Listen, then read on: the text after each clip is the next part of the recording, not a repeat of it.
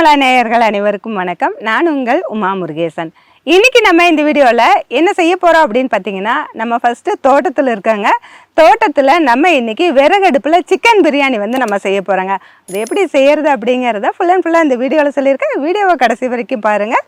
வாங்க வீடியோக்குள்ளே போகலாம். 40க்கும் மேற்பட்ட மசாலா வகைகள், ஊறுகாய் வகைகள், வத்தல் வகைகள் அனைத்தும் வீட்டு முறையில் தரமாகவும் சுவையாகவும் தயாரித்து நான் கொடுத்துட்ருக்குறேன். இது உலக நாடுகள் அனைத்துக்குமே நம்ம கொரியர் மூலமாக அனுப்பி வச்சிட்ருக்குறோம். இது தேவைப்படுறவங்க கீழே இருக்கிற வாட்ஸ்அப் நம்பருக்கு வாட்ஸ்அப் பண்ணுங்கள்.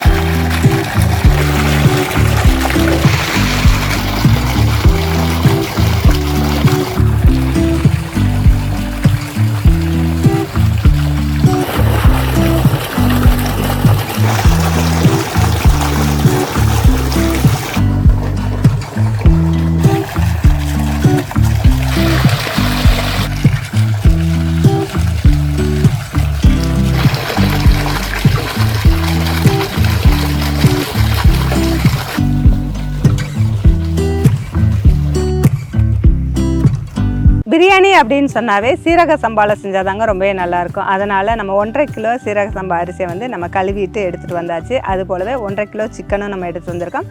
அதையும் கழுவி எடுத்துகிட்டு வந்தாச்சு. இப்போ பிரியாணிக்கு தேவையான வெங்காயம், தக்காளி இதெல்லாம் நம்ம கட் பண்ணி எடுத்துக்கலாம்.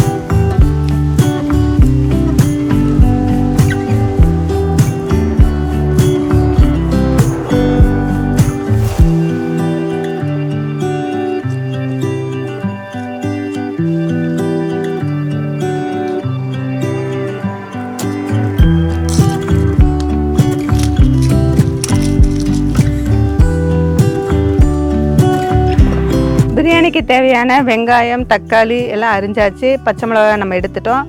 புதினா, கொத்தமல்லியும் நம்ம கட் பண்ணி எடுத்துருக்கோம். அடுத்தது இஞ்சி பூண்டும் நம்ம கட் பண்ணிவிட்டு பேஸ்ட்டாக அரைச்சி எடுத்து வச்சாச்சு. இப்போ பிரியாணி தாளிச்சிக்கலாம்.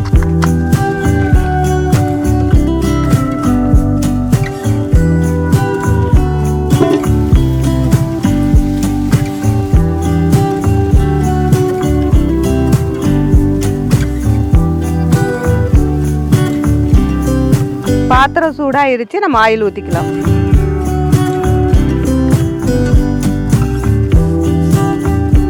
ஆயில் சூடானதும் நம்ம 6 பிரியாணி இலை சேர்த்துருக்கோம். 6 ஏலக்காய், 6 பட்டை சேர்த்துருக்கோம். அடுத்ததான் நம்ம கட் பண்ணி வச்சுருக்க பெரிய வெங்காயத்தை சேர்த்துக்கலாம்.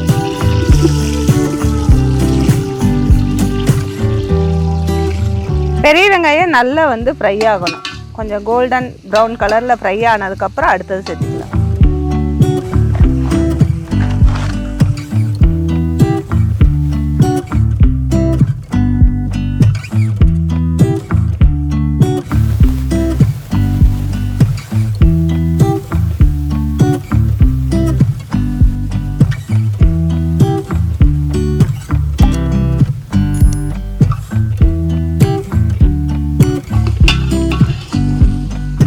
அடுத்ததான் நம்ம அரைச்சி வச்சிருக்கிற இஞ்சி பூண்டு பேஸ்ட் சேர்த்துக்கலாம்.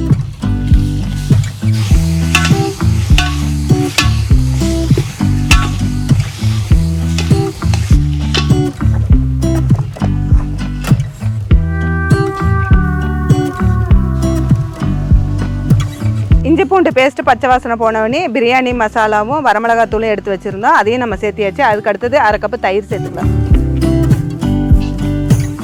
அடுத்ததாக கழுவி வச்சிருக்கிற சிக்கனை சேர்த்துக்கலாம்.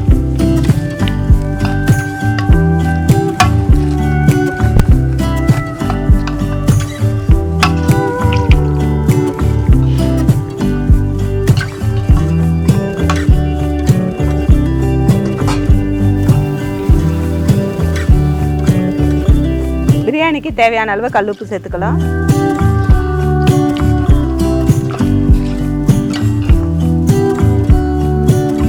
அடுத்ததாக நம்ம புதினா கொத்தமல்லி சேர்த்துக்கலாம்.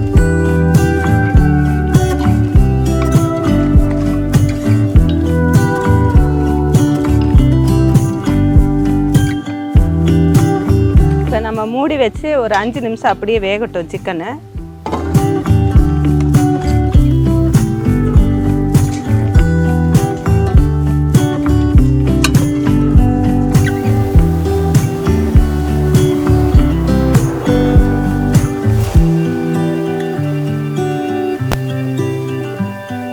சிக்கன் வந்து நம்ம மூடி வச்சு 10 நிமிஷம் நல்லா வெந்திருக்கு. இப்போ பிரியாணிக்கு தேவையான அளவு தண்ணி சேர்த்துக்கலாம். இந்த கப்பில் 3/4 கப்பு அரிசி எடுத்திருந்தோம், அதில் 1.5 கப்பு தண்ணி சேர்த்துக்கலாம்.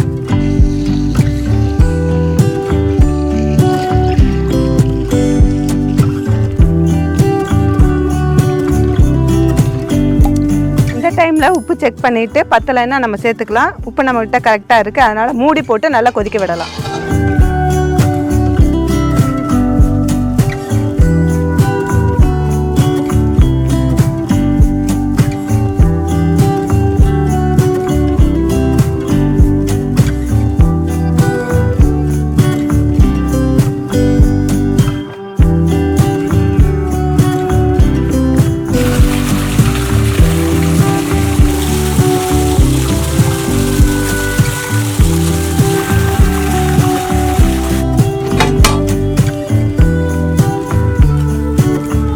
பிரியாணிக்கு வச்சுருந்த தண்ணி நல்லா கொதிக்குது. நம்ம அரிசியில் இருக்கிற தண்ணியை வடிச்சிட்டு அரிசியை வந்து அதில் சேர்த்துக்கலாம்.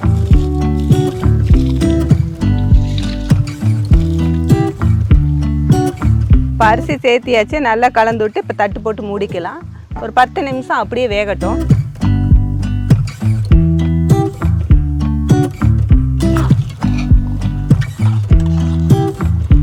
தண்ணி வந்து சரியாக இருக்குது. இப்போ வந்து நெருப்பு மட்டும்தான் இருக்கணும், அடுப்பு எரிய விடக்கூடாது. நம்ம அந்த நெருப்பை எடுத்து மேலே போட்டு தம் போட்டுக்கலாம்.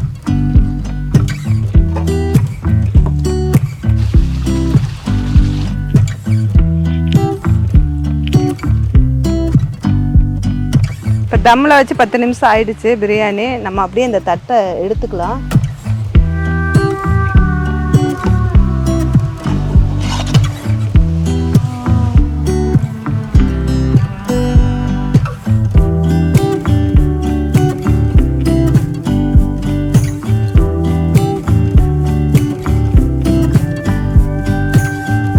இன்றைக்கி நம்ம தோட்டத்தில் விறகடுப்பில் சிக்கன் பிரியாணி செஞ்சுருக்கோங்க. ரொம்பவே சூப்பராக இருக்குது, வாசனையே ரொம்ப நல்லாயிருக்கு. இந்த மாதிரி நீங்களும் வீட்டில் ட்ரை பண்ணி பாருங்கள். இந்த வீடியோ பிடிச்சிருந்தா லைக் பண்ணுங்கள், பிடி தமிழாக ஃபாலோ பண்ணுங்கள்.